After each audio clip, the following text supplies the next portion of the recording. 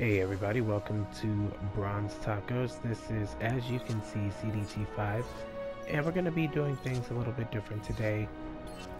There are so many damage characters, as you can see, compared to support or tank, that I'm just going to give a quick overview of what I think of each hero, damage hero, coming into Season 26. So, it's going to be real informal. But here we go. Alright, we're starting off with Ashe.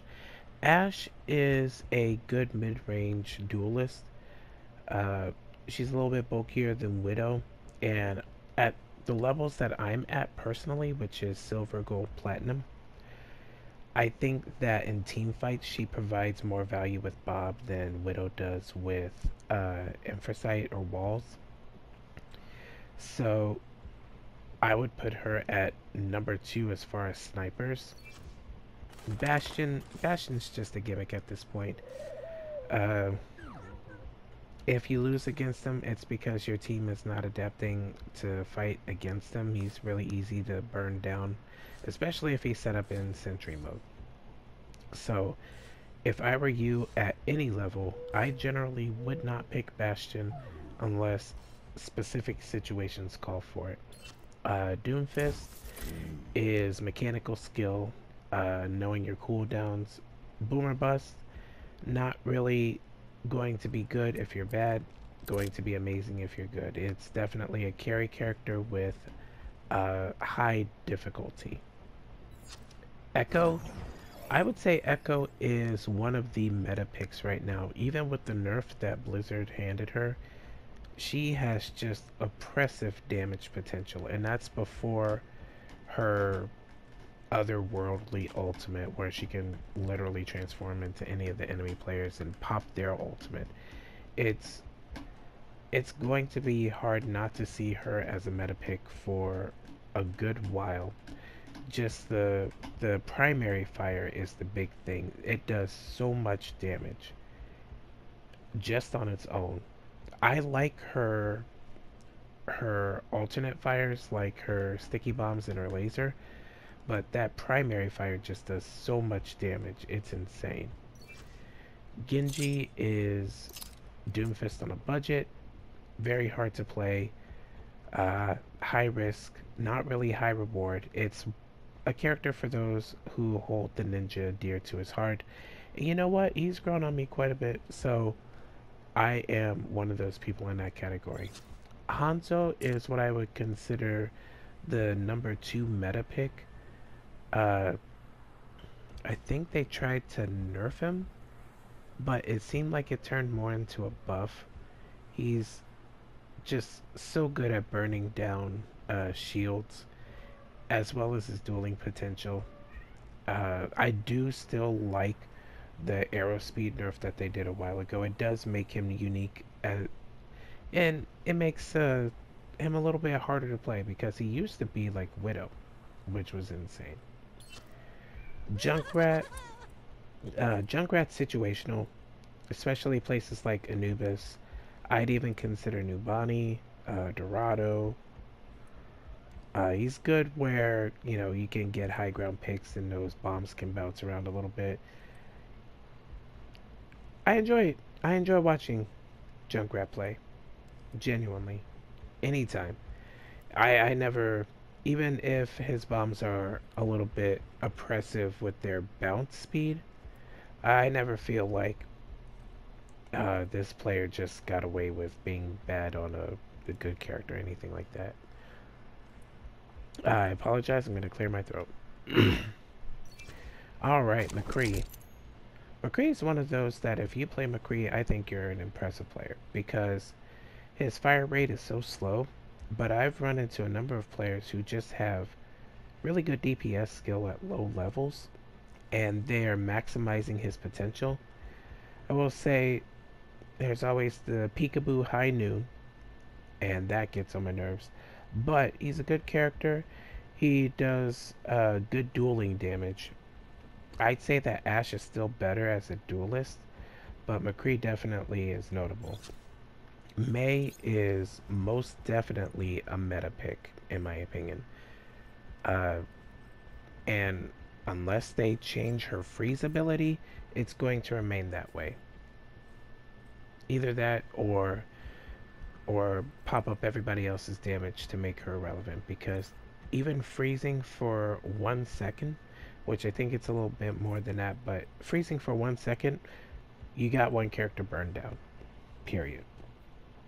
Especially if you are using team fire, there's just no way to ever discount ice from this game.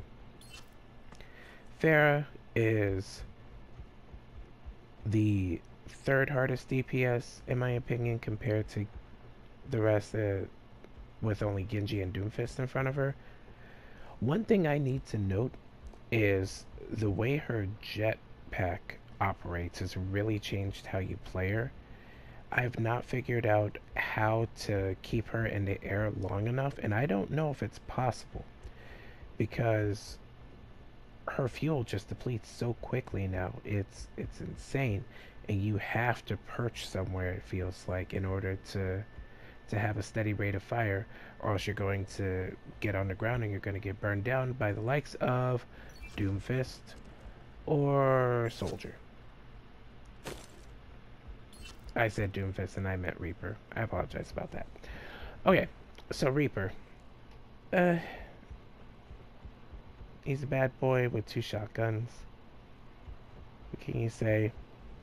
They keep playing with this lifesteal, and they walk a very fine line because I think 35% is oppressive, but 30% is he's a duck. So he's a hard character to figure out. Obviously, he's decent at low levels like bronze, silver. Even when you get into high silver, low gold, though, he's able to get outdueled by most of the tanks. Soldier is really good right now. And I'm not sure. I think he got some buffs, and those buffs definitely benefit those who have natural DPS skills. And it's nice to see because, you know, Soldier hasn't gotten a lot of respect for a long time, and it's nice to see him in the spotlight. Sombra, I'd say situational. Really only needed if you have to hard counter something like Wrecking Ball, but she's good for team fights. One of the most useful ultimates in the game, period. And yeah, not much to say about her. She hasn't changed that much in quite a while. Symmetra, Miss Turret Balls herself. Particularly, she's good since it seems like we're moving back into a double shield meta.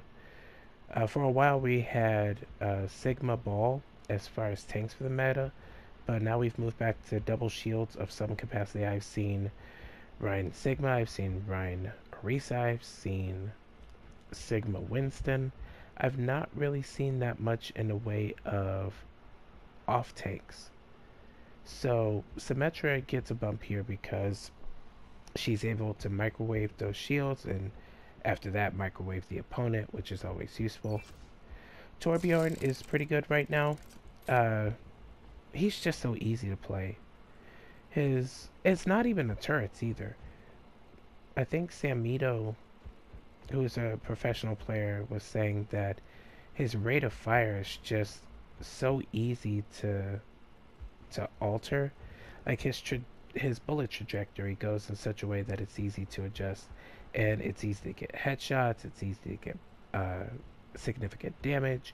Like, most of your damage is coming from your primary fire and not your turret. Your turret's just set up for crossfire and like spy checks and stuff. Tracer is always going to be the same as she always been. They gave her that buff as far as her spread start, which has really popped her into the game again, and it's been there for about 6 months, a year, and I don't see it changing anytime soon. It's similar to Genji and Doomfist. If you're really good, you are a nightmare to deal with. If not, you're fodder. But Tracer has a little bit higher floor and a higher ceiling, to be honest. She can do a whole lot. And last but not least, Miss Purple Lady Widowmaker. Uh, they did a little bit of switching around with her because the professionals were complaining about her impact on the game.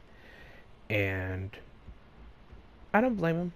Like, one character can shut down an entire half of a map, and that's a little obnoxious. So they made her more vulnerable, which I think is a good thing.